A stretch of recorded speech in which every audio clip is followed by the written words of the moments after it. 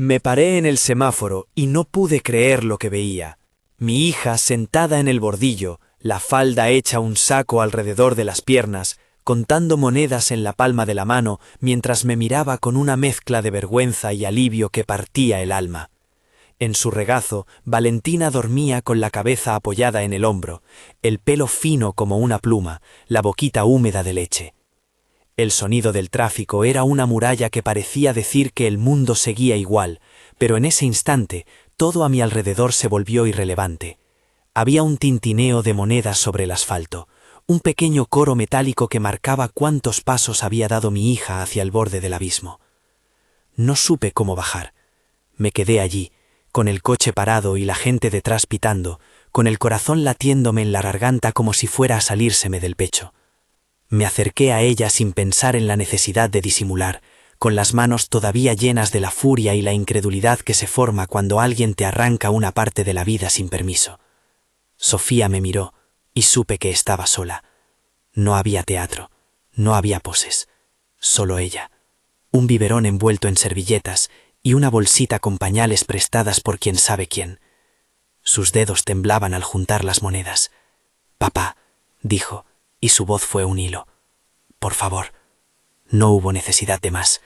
La tomé en brazos, noté el peso diminuto de Valentina, el olor a biberón, la respiración agitada de mi hija. La gente miraba. Alguien apartó la mirada. La primera cosa que pensé fue lo obvio. No podía dejar a mi nieta ahí, pero tampoco podía llevarla a casa sin pensar en seguridad. Héctor no era un hombre que estuviera acostumbrado a dar explicaciones si algo no le convenía, y su madre, Mariana, parecía no conocer límites cuando de controlar se trataba. Habíamos hablado en los últimos meses de señales que no supe ver, de objetos que desaparecían del salón como quien aparta un recuerdo, de llamadas que llegaban a horas raras y de actitudes que justificaba por amor. Aquella imagen en el semáforo era la confirmación de que había sido peor, mucho peor, de lo que imaginaba. Si esto te conmueve, apóyanos con un like y suscríbete para escuchar historias que importan. Mientras cruzábamos la calle, Sofía me contó lo esencial con esa mezcla de vergüenza y alivio que dejan las confesiones cuando ya no tienes fuerzas para sostener la mentira. Empezó diciendo que no pensó que llegaría a eso, mendigar por unas monedas con su bebé en brazos. Me habló de la casa que había sido nuestra, del coche que ya no estaba, de cuentas bloqueadas y de papeles que había firmado sin comprender del todo, presionada, confundida, con miedo.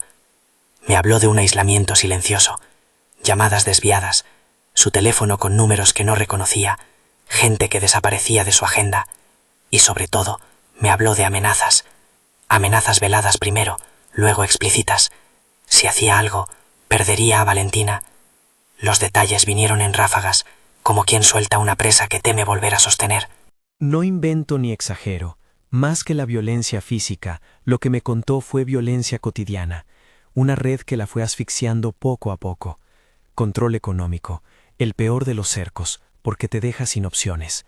Dijo que Héctor y su madre, con la habilidad de quienes saben cómo mover papeles, la habían dejado sin coche tras una gestión que ella pensó inocente, que la cuenta conjunta en la que ambos habían ingresado dinero se quedó sin fondos y que cuando protestó la dejaron afuera de la vivienda a la fuerza.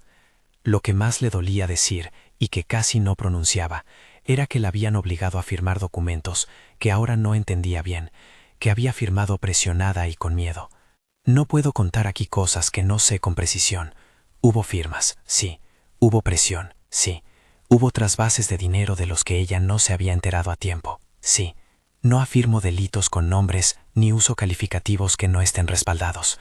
Expongo lo que me dijo mi hija, la mujer a la que conocí desde niña y que observé transformarse, víctima de un proceso que se instaló en su vida como una sombra. Decidí no perder más tiempo. Había que sacarlas de la vista de ellos, pero el afán no puede sustituir la prudencia. No podía llevarlas a mi casa. Si Héctor sospechaba algo, cualquier paso en falso pondría en riesgo la custodia real de la niña. Conocí a don Roberto hace años, un posadero del barrio que sabe más de humanidad que de leyes, y que en su local guarda una discreción que ha salvado a más de uno. Llamé desde el coche mientras cruzaba la avenida, con la radio aún atronando la canción de siempre y una sensación de que caminaba por una cuerda floja. Don Roberto las recibió sin preguntas. En la habitación polvorienta sirvió leche caliente y me trajo una manta como quien entrega un talismán. Valentina, que había despertado a mitad de camino, se calmó con el pecho, y por primera vez en horas vi una línea de paz en la frente de mi hija. Allí, en la pequeña mesa, con el viento que entraba por la ventana y el zumbido lejano del tráfico, Sofía me contó la historia desde el comienzo. Empezaron como muchos, se conocieron jóvenes, enamorados, con promesas de futuro y una casa que ambos decoraron a su manera. Al principio Héctor mostró paciencia y atención. Después, pequeñas maniobras para aislarla, gestos que en el principio parecían por protección, pero con el tiempo se volvieron cadenas. Cambió su número de contacto sin razón clara, decía que era por seguridad. Los amigos se fueron apartando poco a poco, porque las relaciones se enfriaron por decisión silenciosa de los agentes que querían todo para ellos. Cuando Sofía empezó a dudar, Héctor manipuló la narrativa. Te lo digo por tu bien, es por protegerte. Frases que esconden control detrás de la supuesta preocupación. Recordó la primera vez que perdió una tarjeta, pensó que era un despiste. Luego la otra cuenta dejó de tener acceso, y cuando preguntó, la respuesta fue una mezcla de desprecio y confusión intencionada. No te preocupes, yo lo arreglo. No lo arregló. Firmas que parecían rutinarias se convirtieron en papeles que entregaron poder a otros. Me habló de una tarde en la que firmó documentos en una oficina, cansada, con la promesa de resolver problemas burocráticos. La encerraron con papeles. Le dijeron que era rápido. La presionaron. Cuando pidió leer, la apresuraron. Son cosas que escucho con la garganta apretada, porque son el tipo de golpes que dejan marcas invisibles. Me contó de la primera vez que Héctor le prohibió ver a su madre, mi exesposa, durante semanas, inventando excusas, hasta que mi hija empezó a creer que realmente molestaba. La manipulación tiene una técnica cruel. Te va convenciendo de que todo lo ocurrido es culpa tuya, y cuando una persona cede, el otro sube el listón. En ese terreno, el aislamiento es el sustrato perfecto para que el control económico prenda raíces. Pero hubo un punto de quiebre que no puedo obviar: la amenaza de perder a Valentina. No fue una frase hueca. Según ella, le dijeron que podía quedarse sola, que la niña quedaría bajo otras responsabilidades si seguía insistiendo. La frase no la soltaron en un encuentro casual. Fue una advertencia fría, medida, con la intención de paralizar. Y paralizó, por miedo, por falta de recursos, por la certeza de que a solas con un bebé todo es más difícil. Esa amenaza es la que la empujó a salir un día y ponerse en la calle, con la esperanza de que alguien entendiera su silencio y le tendiera una mano. En la posada, con el ruido de las botellas y el clamor de clientes que pasaban por la calle, decidimos que la mejor estrategia era la prudencia acompañada de acción. No podíamos quedarnos paralizados mirando cómo se consumía una mujer que habíamos criado. Llamé a Tomás, un abogado viejo conocido de la familia, que no tiene pasión por el estruendo mediático, pero sí por la justicia. Y llamé a Daniel, un investigador al que me remitieron hace años, porque sabe leer números como si fueran historias. Tomás me atendió con la voz grave que no falla en momentos de crisis. Trae pruebas, Carlos, pruebas y testigos. Hazlo ordenado. No me dio un manual, me dio una brújula. Daniel, por su parte, me dijo que lo primero era documentar lo que pasaba sin exponernos de más, rastrear transferencias, guardar mensajes, conseguir testimonios de vecinos y personas que hubieran visto los hechos. La idea de reunir pruebas me dejó frío por un instante. ¿Dónde estaban esas pruebas? Sofía no tenía acceso a muchas cosas. Había documentos que ya no estaban en su poder. Pero sí empezamos a encontrar pequeñas pistas, mensajes amenazantes guardados en fotos, transferencias sospechosas indicadas en extractos, una conversación de voz que, aunque cortada, dejaba escuchar una voz que no era de mi hija. Natalia, una voluntaria del centro de salud que había conocido a Sofía cuando la niña nació, emergió como testigo inesperada. Había visto cambios, la había visto llegar angustiada a pedir ayuda, y contó que Héctor y Mariana habían visitado el vecindario varias veces para arreglar papeles. Sus observaciones no eran una condena, pero eran piezas de un rompecabezas. Daniel no perdió tiempo, empezó a trazar un mapa frío de movimientos, transferencias que salían de cuentas vinculadas a la familia hacia otros destinos, movimientos extraños en las semanas en las que Sofía dice no haber tenido control. No dije se robaron o malversaron, dije que había movimientos que no cuadraban con lo que mi hija recordaba. Esa precisión es vital cuando la lucha no es solo emocional, sino también legal. Los hechos necesitan nombres, fechas, documentos. Mientras tanto, Héctor empieza a moverse contra nosotros de la única forma que le es familiar, a través de terceros y de la narrativa pública. Un video empezó a circular en redes en el que se mostraba a Sofía bajo una luz despectiva, editado para sembrar dudas y desprecio.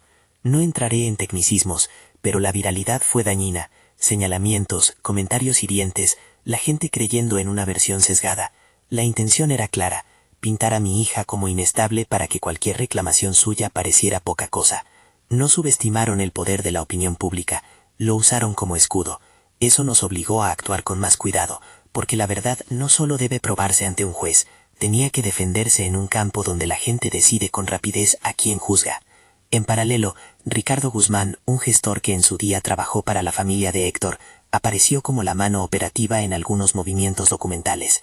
No lo menciono para acusarlo de nada que no pueda probar, lo traigo a la narración porque su nombre surgió en varias conversaciones cuando empezábamos a tirar del hilo de los papeles. Su figura era la de alguien que conoce procedimientos, que sabe dónde buscar un documento y cómo alterar una firma si se desea, o al menos eso dijeron quienes le habían visto actuar. Esa sospecha nos daba pistas para solicitar copias y rastrear autorizaciones. Las noches en la posada se volvieron largas. Entre tazas de té y el murmullo de las noticias que no nos favorecían, mi hija empezó a recuperar algo de voz. Hablábamos de la niña, de visitas médicas que había omitido Héctor, de pequeños pagos que aparecían en extractos bancarios sin explicación.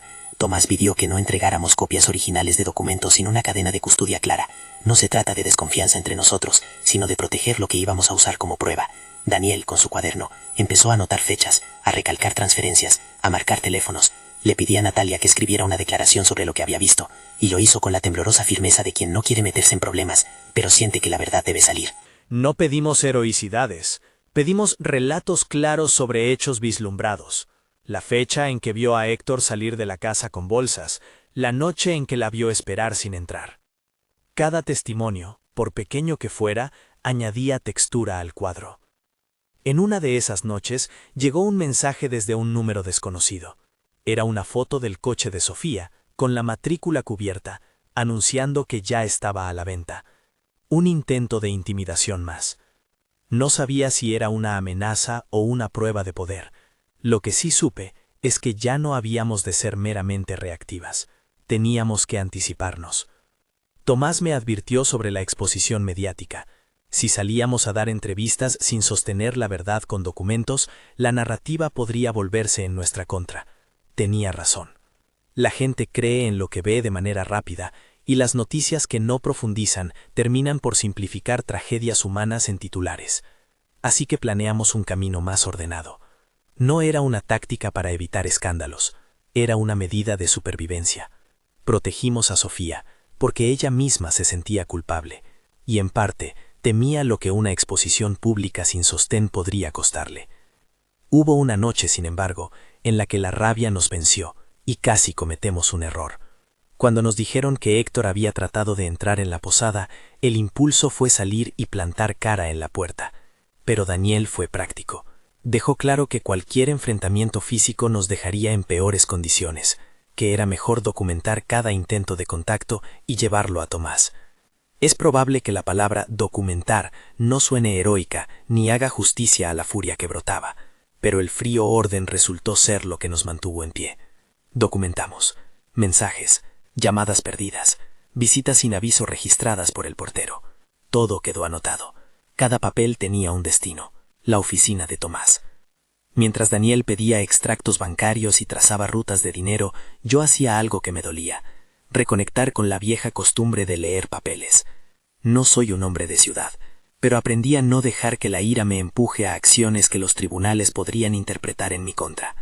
Hablé con vecinos, con gente del barrio que había visto cambios sutiles en el comportamiento de mi hija: ropa cambiada por otras que no le gustaban, horarios impuestas, visitas de personas con expresiones autoritarias. Tomás dijo que no todo eso es legalmente constitutivo de delito, y tenía razón, pero la suma de esas piezas forma un cuadro, y cuando se presenta con pruebas, puede sostener una reclamación de tutela, de fraude, de amenazas. No voy a decir que ya teníamos un caso blindado, todavía estábamos en fase de recopilación. Una tarde, cuando parecía que el aire no podía volverse más denso, sucedió algo que remontó la tensión a niveles nuevos. Llegó a nuestras manos una grabación, breve, tomada por un teléfono, en la que se oye a una voz, que, para nosotros, sonaba como la de Mariana, presionando a Sofía por la firma de documentos, mientras le aseguran que es lo mejor para todos. La grabación no era perfecta, tenía ruido de fondo, voces solapadas, pero había frases que no dejaban lugar a dudas sobre la intención de forzar decisiones. No la presentamos como verdad absoluta sin verificar, la llevamos a Tomás y a Daniel para que la analizaran. Que una voz diga algo en un audio no equivale a una condena, pero para nosotros fue una pieza que orientaba la investigación. Al día siguiente, una copia del supuesto contrato de venta del coche apareció en manos de Daniel. Un documento con firmas que, según los peritos a los que consultamos informalmente, parecía haber sido gestionada con prisa y sin la presencia de mi hija. No proclamé que hubiera delito, dije que había algo que revisar.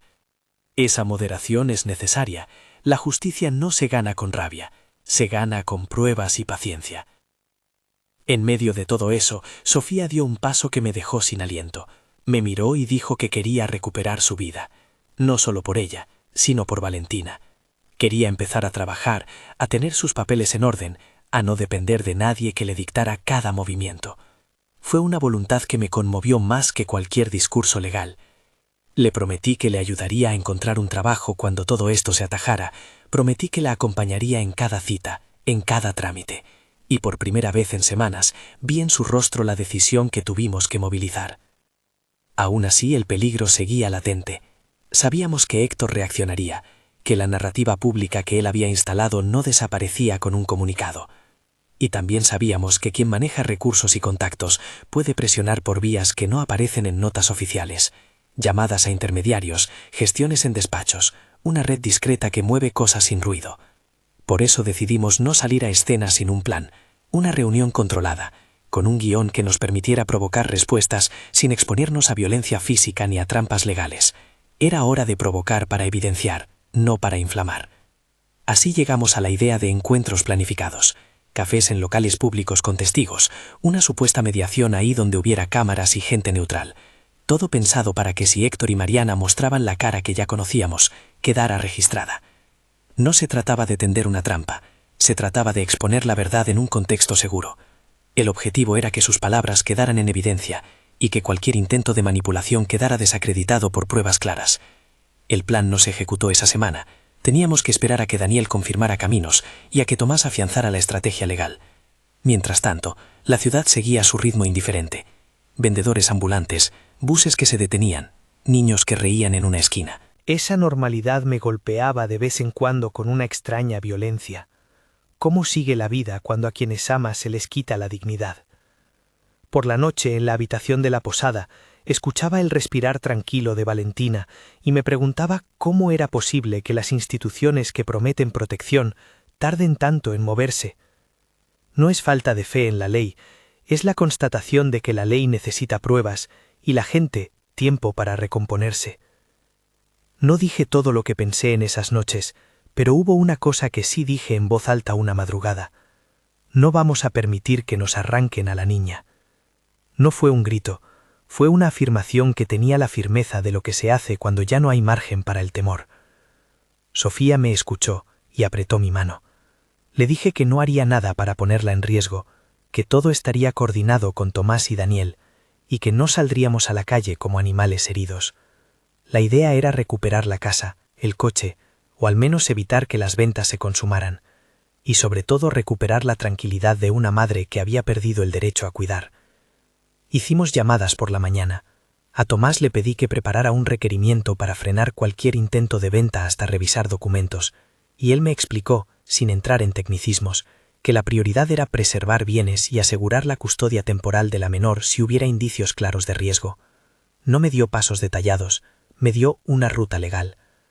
Daniel, por su parte, me habló de peritos que podían analizar grabaciones y de la posibilidad de solicitar medidas cautelares. No eran promesas, eran herramientas que había que activar con cuidado. Sin embargo, cuanto más nos aproximábamos a una posible acción, más evidente era que no éramos los únicos moviendo piezas. Varios mensajes nos hicieron saber que Héctor se presentaba tranquilo en reuniones públicas, que su discurso en redes ya estaba en marcha para desacreditarnos. No buscaba la verdad, buscaba la percepción de la verdad. Por eso, cuando una voz en la grabación repetía una frase que justificaba presionar a Sofía, lo vimos como un mecanismo de coerción que debía ser enfrentado con la evidencia. En la posada tuvimos que tomar una decisión práctica, buscar un lugar donde Sofía pudiera dormir sin ser localizada por gente que pudiera alertar a Héctor. No fue fácil. Una mujer con un bebé no puede ser invisible si se mueve sin documentación. Lo resolvimos con discreción y solidaridad local. Don Roberto, con las llaves de su humanidad, consiguió que una habitación discreta quedara disponible unos días más. No pedimos nada público. Quien nos ayudó lo hizo por cariño y por saber que a veces la ley se demora más de lo deseable. Cuando salimos de esa reunión improvisada con Tomás y Daniel, sentí que había al menos una columna de orden en el caos. Teníamos un plan: documentar, garantizar la seguridad de la menor, recabar testimonios y preparar encuentros que permitieran evidenciar la conducta de Héctor y Mariana. Lo que todavía no teníamos era la claridad de cómo responder al ruido mediático que ya nos golpeaba. El video viral no iba a desaparecer por arte de magia, y cada día que pasaba el daño se profundizaba. Esa noche, mientras caminaba por la calle con mi hija y mi nieta al abrigo, supe que había entrado en una batalla en la que la emoción no podía ser la brújula única. Había que equilibrar esperanza y prudencia. Y sabía, con la serenidad de quien ha vivido algo y ve lo que ocurre con la distancia que da la experiencia, que para recuperar la vida de mi hija harían falta algo más que rabia: tiempo, pruebas, gente honesta y una voluntad inquebrantable de no dejar que la desidia del sistema nos enterrara. Nos preparábamos para el siguiente paso, un encuentro que debía arrojar luz. No era la confrontación propiamente dicha, pero sí la antesala necesaria. Había cartas que presentar, grabaciones que afinar, testigos que confirmar. Yo, que hasta hace poco creía que mi papel sería solo el de consuelo paternal, me convertí en organizador, no por vocación de poder, sino por la urgencia de proteger. Había que moverse como si cada hora contara, porque cada hora era en la práctica una oportunidad para que alguien más borrara pruebas o inventara historias. Y en un mundo donde la percepción pública puede ganar batallas antes que la verdad, había que jugar también ese juego, con integridad, con hechos. El sol de la mañana siguiente entró por la ventana con un brillo que no pedía permiso. Sofía despertó con el bebé pegado al pecho, y por un momento su mirada fue la de la mujer que fue antes. La vi enderezarse, poner la espalda recta como quien decide ponerse de pie después de una caída. Me dijo, con la voz aún áspera por la noche de estrategias: «Papá, quiero contar todo, pero no quiero que me quiten a mi niña». Le respondí que yo tampoco lo permitiría, y que por eso todo lo que hiciéramos estaría calculado. El plan avanzaba. Daniel había pedido a un perito audioforense que revisara la grabación de Mariana. Tomás preparaba el escrito para impedir la venta del vehículo y solicitar medidas cautelares. Natalia estaba dispuesta a declarar. Y nosotros, con más ganas que certezas, nos preparábamos para un encuentro en un café público donde, con testigos neutrales, intentaríamos provocar una réplica de lo que ya conocíamos de Héctor y Mariana: la presión, las excusas, las palabras que intentan justificar lo injustificable. Cuando salí al portal, con el abrigo apretado y la determinación prendida, no imaginé que lo que venía después sería aún más intenso. Pero sabía que ese era el momento en el que no podía fallarles. Teníamos que convertir el dolor en documentos, la vergüenza en testimonio y la impotencia en paciencia estratégica. Y sobre todo, que Valentina tuviera el derecho de crecer sin que la sombra de la manipulación marcara sus primeros pasos. Caminé hasta el coche pensando en aquellas monedas sobre el asfalto del semáforo. Cada una representaba una decisión, un punto de inflexión. No hay moneda que pague la dignidad, pero sí hay manos que pueden devolverla con voluntad y con pruebas. Me subí al coche con la sensación de que iniciábamos algo que no tendría vuelta atrás, y con la convicción, seca, firme, de que ya no permitiría que nadie condenara a mi hija a vivir bajo la voz de otro. La tensión se espesa mientras nos acercamos al momento de la confrontación planificada. Todo lo que se había hecho hasta ahora, las llamadas, las notas, las grabaciones, los testimonios, quedaba a la espera de una reacción. Sabíamos que en el instante en que exhibiéramos las pruebas, la respuesta vendría rápida y probablemente con recursos que no estaban sobre la mesa aún, y sin embargo, nos movíamos hacia adelante con la certeza de que no hay justicia sin riesgo calculado.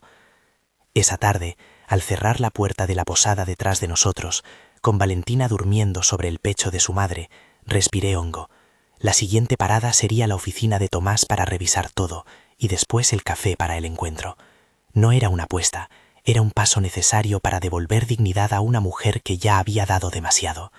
Y mientras conducía, con la ciudad envolviéndonos, pensé en el semáforo inicial, en las monedas, en ese tintineo que me despertó a la realidad. Sabía que el camino por delante no sería corto, pero me comprometí a recorrerlo hasta el final, porque en ese viaje no solo estaba mi hija, estaba mi nieta, y con ella la posibilidad de que una generación no repitiera la normalización del control. Antes de salir de casa de Tomás, él me miró con gravedad y me dijo: «Prepárate para que te digan muchas cosas, trae pruebas, trae calma. La calma no es ausencia de emoción, es la inteligencia de usarla como motor». Salimos con carpetas, grabaciones y la firme determinación de no dejar que la historia de mi hija fuera contada por quienes la dañaron. Y en ese punto, a un paso de la confrontación planificada, supe que empezaríamos a escribir otra parte, la del testimonio que no se deja aplastar. Compartid esta historia si conocéis a alguien que necesite ánimo, contadnos en los comentarios si habéis vivido algo parecido. Ahora, al girar la llave para poner rumbo a la oficina, comprendí que el momento decisivo estaba cerca. La voz pública se había tornado un arma y la única respuesta posible era la verdad bien documentada, sostenida por manos que no temen pelear por lo que es justo. Arranqué el coche con la sensación de que se ponía en marcha algo que ya no tendría vuelta atrás. La oficina de Tomás estaba a 15 minutos. El motor ronroneó como si compartiera mi impaciencia. Al entrar me esperaba una mesa grande con carpetas, un termo de café ya medio vacío y la mirada que no necesitaba adornos, la de un hombre que había visto de todo y sabía dónde apretar para que las cosas se movieran. Tomás nos miró a los tres, a mí, a Sofía y a Valentina envuelta en una mantita, y sin ceremonias empezó a repasar lo que teníamos. Colocó la grabación sobre la mesa con cuidado, la puso a reproducir y pidió que nadie hablara hasta el final. El audio no era perfecto, ruidos de fondo, voces solapadas, un ademán de prisa en quien grabó. Y sin embargo, había frases que no encajaban con una disculpa inocente. Tomás señaló con el dedo una parte. Escucha esto. Si no firmas, te quedas sin nada. No es solo una frase, es una coacción. En el contexto, es suficiente para pedir una medida. Hay que enmarcarlo bien. No dijo más. Su voz no subió ni fue teatral. Fue una indicación firme de lo que podríamos pedir al juez. Mientras tanto, Daniel desplegó sus anotaciones como si fuera un cartógrafo. Aquí, dijo, señalando un extracto, tienes una transferencia de la que nadie te comunicó. Sale de una cuenta que, según registros públicos, está vinculada a una gestoría que ha trabajado para ellos. No hay prueba de delito per se, pero sí una cadena de movimientos que no concuerda con lo que Sofía recuerda. Explicó con claridad cuál sería la estrategia: pedir peritaje contable, solicitar copias certificadas de contratos y, sobre todo, medidas cautelares urgentes que impidieran cualquier disposición de bienes mientras se aclaraba la situación. No fue una tarde de promesas grandilocuentes. Fue una tarde de decisiones pequeñas y necesarias: pedir copias oficiales de los papeles de la casa, bloquear temporalmente la venta del coche mediante una solicitud al juzgado, registrar los mensajes y llamadas amenazantes con la hora y el número, y preparar la declaración de Natalia para presentarla como testigo. Tomás habló de tiempos prudentes. No vamos a ganar la batalla en un día, pero sí podemos frenar lo que haga falta para que la niña esté segura y para que no desaparezcan más pruebas. Esa prudencia fue lo que más nos sostuvo. Salimos de la oficina con carpetas selladas y una sensación nueva. Podíamos traducir el dolor en documentos. La siguiente parada era el café, donde habíamos acordado quedar, con la intención de provocar una reacción sin exponernos. No era una trampa en el sentido vulgar, era crear un entorno público, con testigos, donde la presión habitual pudiera quedar al descubierto. Lo organizamos con discreción, invitando a 2 personas que podían aportar neutralidad, un conocido del barrio que veía pasar la vida y un vecino que había sido testigo casual en ocasiones que Natalia había mencionado. El lugar elegido era concurrido, con mesas en la terraza y la pantalla de la televisión apagada, como si la ciudad misma se contuviera a observar. Llegamos antes. Sofía respiró hondo y le tomó la mano sin apartar la mirada del coche que esperaba al otro lado de la calle. Valentina se agitó un poco y yo la sostuve, sintiendo en el pecho la mezcla de vulnerabilidad y fuerza que me había acompañado desde aquel semáforo. Cuando Héctor apareció, lo hizo como lo había hecho siempre, con una tranquilidad que olía a cálculo. Venía acompañado de Mariana, que caminaba erguida, como si la audacia le hubiera hecho olvidar la vergüenza. Al vernos, sonrieron con esa sonrisa que pretende ser natural. Nos sentamos. Las conversaciones comenzaron con banalidades. La atmósfera era una incómoda representación de normalidad. Daniel, sentado a pocos metros, mantuvo los gestos contenidos y grabó desde su teléfono los primeros minutos, no para crear una afrenta, sino para dejar constancia. Héctor habló con esa cadencia que pretende desarmar. «Carlos, no sé por qué tanto revuelo», dijo. «Sofía ha exagerado. Todo se puede arreglar». Mariana añadió una frase que conocíamos de la grabación. «Es por el bien de la familia, ni más ni menos».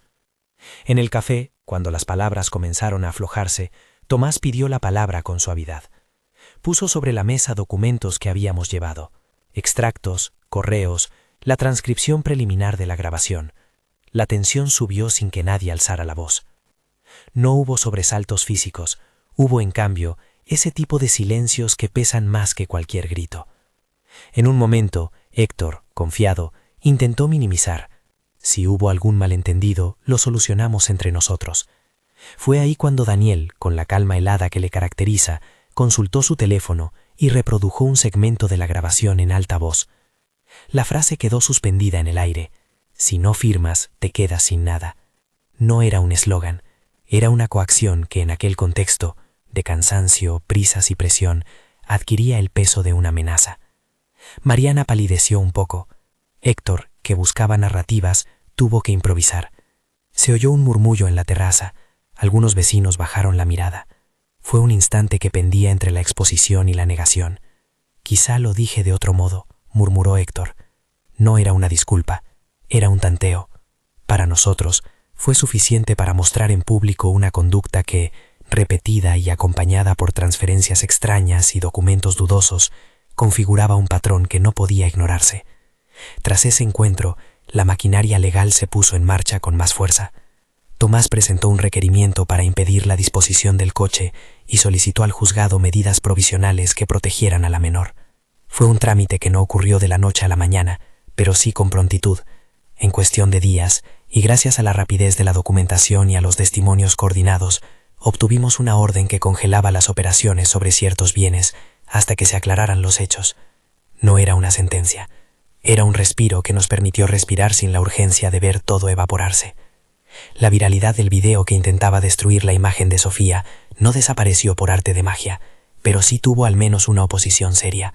Un periodista, Felipe Fernández, que venía siguiendo casos de violencia económica como reportaje humano y que decidió mirar más allá del titular. Felipe no buscó el escándalo, buscó documentos y contrastes. Tras conversar con nosotros, con Daniel y con Tomás, se tomó el trabajo de verificar datos, contrastar fechas y pedir acceso a la versión original del video que circulaba. Lo que encontró fue lo que temíamos: edición, cortes que sugerían una intención distinta a la real y una narrativa forzada que apuntaba a desacreditar. Publicó un reportaje con cautela, exponiendo la manipulación y planteando preguntas que muchos ya no querían hacerse. No se trató de un linchamiento a la inversa, fue una comprobación periodística que ayudó a devolver algo de equilibrio a la opinión pública. Mientras el proceso legal avanzaba, Héctor y su círculo no se quedaron de brazos cruzados. Intentaron mover piezas a su manera, gestiones con intermediarios, amistades que preguntaban en despachos, una presión sutil que, si no la controlas, acaba desviando procedimientos. En ese terreno, la paciencia de Tomás y la meticulosidad de Daniel fueron decisivas. Daniel aportó peritos que certificaron la autenticidad de partes de la grabación y que analizaron patrones de transferencias. No afirmaron culpabilidad, pero sí demostraron inconsistencias que obligaron a quienes tenían autoridad a mirar con mayor atención. Hubo un momento, durante la fase de recabación de pruebas, en el que la impaciencia quiso imponerse. Me tentó la idea de sembrar la deshonra con respuestas públicas y violentas, de afectar reputaciones con la misma fuerza con la que se intentaba afectar la nuestra. Pero recordé por qué habíamos emprendido todo esto, para devolver dignidad a Sofía y a Valentina, no para ensuciar a nadie por el placer de ver caer a otro. Tomás me volvió a recordar que la justicia no se construye con espectáculo. Fue una lección de prudencia que me costó aprender en carne propia. Los días se llenaron de audiciones, de firmas, de entrevistas en despachos que parecían salas de interrogatorio. Sofía, que al principio hablaba con voz frágil, fue ganando seguridad. Cada testimonio que dio, cada documento que firmó para colaborar con la investigación, fue una afirmación de su voluntad. Empezó a participar en citas médicas con Valentina sin que Héctor lo supiera, a pedir apoyo para trámites, a aceptar la ayuda de gente que le tendía la mano sin juzgar.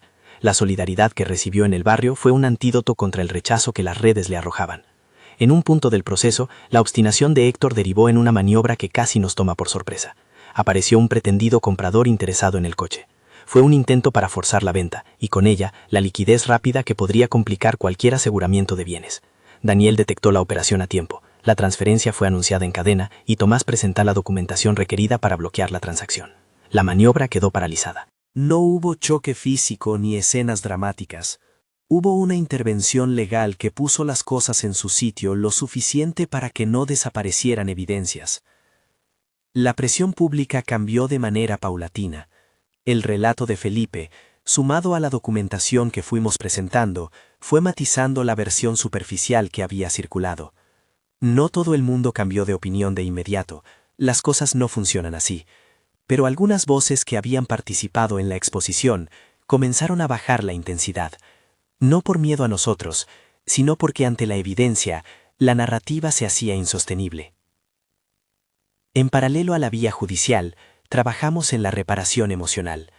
Sabíamos que ganes o pierdas pleitos, la dignidad rota no se recompone solo con resoluciones. Sofía empezó a asistir a un grupo de apoyo. No voy a decir nombres de instituciones, porque eso no es lo que importa aquí. A hablar con profesionales que le ayudaron a identificar los mecanismos que la llevaron a aquel estado de pasividad. Fueron conversaciones duras, reconocer el aislamiento, asumir que había creído que no tenía otra salida, aceptar que había firmado papeles por cansancio y miedo. Y al mismo tiempo, fueron conversaciones que le devolvieron agencia. Cuando empecé a verla organizar horarios para cuidar de Valentina, para buscar trabajo, para hacer trámites, supe que la transformación no venía solo de la justicia, venía de su decisión. Aprovechando esa voluntad, conversamos con don Roberto. Le pedimos algo que quizá parecía pequeño, si podía darle a Sofía un trabajo en la posada, aunque fuera de pocas horas. No se trataba de un empleo digno de gala, pero sí de un inicio. Don Roberto, que ha visto la ciudad cambiar, la miró y dijo sin vacilar: «Aquí tiene sitio y comida». Empezó limpiando mesas, atendiendo a la clientela y aprendiendo a cocinar un guiso que, en poco tiempo, fue el secreto del local. Trabajo, rutina y el pago puntual le devolvieron una pieza esencial: autonomía económica. No fue la solución a todo, pero sí una base sobre la que levantar la siguiente etapa.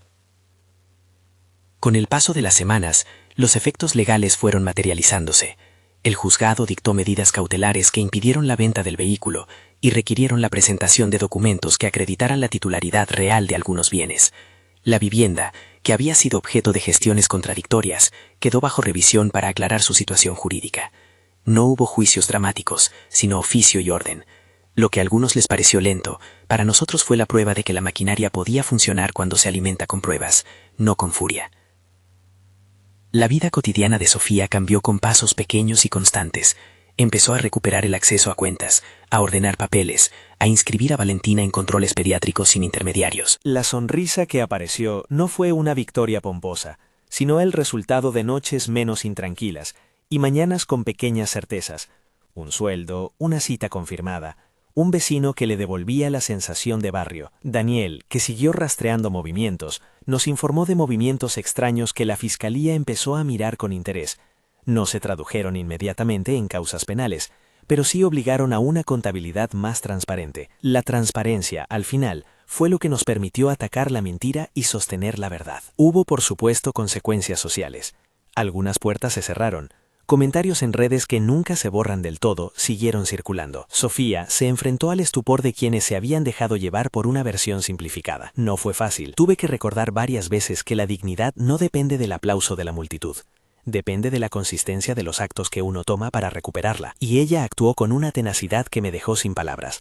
Cursillos, entrevistas de trabajo, reclamaciones administrativas. No todo salió bien a la primera, pero sí lo suficiente para construir un mañana distinto. Una de las sesiones más duras fue la entrevista con Felipe, el periodista. Fue la primera vez que Sofía habló delante de una cámara con la intención de contar su versión desde la serenidad. No busqué protagonismo. La idea fue dar contexto, mostrar que detrás de una imagen fragmentada hay una vida que merece ser escuchada en su totalidad. Felipe fue cuidadoso. Su trabajo no fue testimonial ni redentor, fue constatación. La pieza que publicó no eliminó todo prejuicio, pero sí ayudó a matizar una percepción que se había quedado en la superficie. A medida que el proceso judicial avanzaba, Héctor y Mariana comenzaron a aparecer menos, no por arrepentimiento necesariamente, sino porque sus redes comenzaron a resquebrajarse. Las amistades que habían permitido ciertos movimientos se volvieron menos dispuestas a sostener la versión agresiva que habían difundido. No es que yo sintiera placer por su caída, sentí alivio por la menor y por el hecho de que ya no tenían la fuerza para influir sobre nuestra vida cotidiana. La justicia no se convierte en espectáculo, y yo no quería transformar el dolor ajeno en entretenimiento. Quería que las cosas se pusieran en su sitio. Hubo un día, meses después de aquel semáforo, en el que pasé por delante de un despacho donde se citaba la audiencia de medidas. Vi a Héctor en la acera opuesta, con la cara algo endurecida y la mirada baja. No era la misma persona de antes. La seguridad que desprendía se había erosionado. Mariana al lado se cubría con un abrigo que no le quitaba la expresión de quien ha perdido privilegios. Me acerqué no obstante, con contención. No busqué humillaciones. Les hablé con voz firme. Esto se arregla con la verdad y el respeto. No recibí una respuesta que mereciera ser destacada. Lo que había cambiado no era una venganza, sino un corrimiento de fuerzas. La verdad había encontrado aliados en documentos, en testigos y en el peso de la evidencia. Los meses siguientes consolidaron un cambio. Sofía logró un contrato de trabajo más estable, con horarios que le permitían conciliar el cuidado de Valentina y su nueva vida profesional. Empezó a ahorrar con pequeñas cantidades, a pensar en futuro sin la sombra constante de la dependencia. Valentina creció tranquila, con controles al día, con abuelos que la visitaban y con una madre que lentamente recuperaba la confianza en su capacidad de cuidar. El final del proceso judicial no fue una fiesta, fue una serie de resoluciones que devolvieron cierta certeza. Se impusieron medidas que protegían la custodia temporal de la menor y se ordenó la revisión de transmisiones patrimoniales sospechosas. No puedo afirmar que se dictaran sentencias ejemplares, no es mi función ni mi forma de narrar. Lo que puedo decir con seguridad es que la intervención legal y la calidad de las pruebas que presentamos impidieron que muchas maniobras se consumaran. Eso, para nosotros, fue suficiente. No buscamos destruir, buscamos restituir. Pasaron meses hasta que me sentí con ánimos de regresar al semáforo que había marcado el punto de partida. No fue por exhibicionismo, fue para cerrar un círculo que necesitaba un gesto simbólico. En un día de otoño, llevé en el coche a Sofía y a Valentina. La niña, de ahora casi un año, iba canturreando con la mantita y con el pelo despeinado por el viento. Al acercarnos al cruce, mi corazón todavía palpitó con aquella mezcla de memoria y sorpresa. Esperé a que el semáforo cambiara y crucé con ellas.